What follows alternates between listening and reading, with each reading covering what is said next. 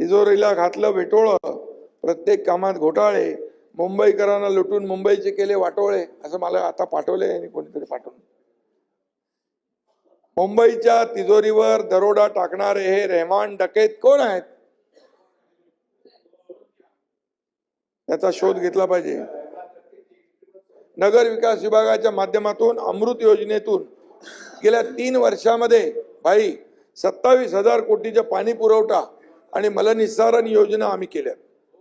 मग इतके वर्ष का करता आल्या नाहीत, याचं देखील उत्तर दिलं पाहिजे.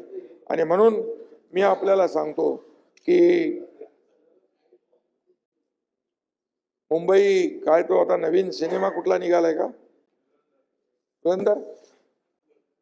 तिजोरीला घातलं वेटोळं, प्रत्येक कामात घोटाळे, मुंबईकरांना लुटून मुंबईचे केले वाटोळे, असं मला आता पाठवलंय आणि कोणीतरी पाठवलं.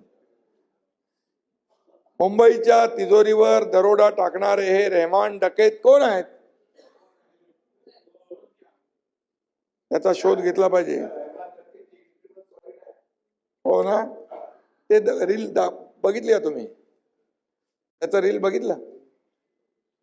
आणि म्हणून मी आपल्याला सांगतो की मी असं कोणाला वैयक्तिक बोलत नाही. मला जेव्हा तुम्ही बोलता तेव्हा मला बोलायला लागतं.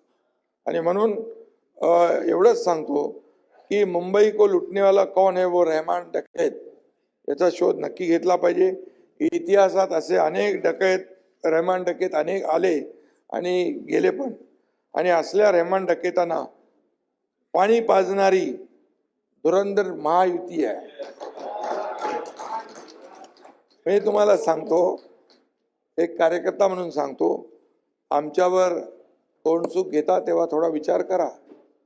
आमच्याकडे काय काय आमच्यावर बोलले ते मी आज बोलत नाही, आज सगळंच बोलत नाही मी, नंतर अजून आपल्याला पुढं बरंच काय. आणि म्हणून मी एवढंच सांगतो की जे महायुती हे ट्रेलर आहे, हे पिक्चर अभी बाकी आहे. आणि म्हणून मी आपल्याला एवढंच सांगतो की राज्यात महायुती सरकार आलेलं आहे, 3.5 वर्ष काम सुरू आहे. आणि म्हणून 3.5 वर्षामध्ये तुम्ही जे वस्तुस्थितीला आपण मान्य केलं पाहिजे, वस्तुस्थिती मान्य केली पाहिजे, तरच खऱ्या अर्थाने आपल्याला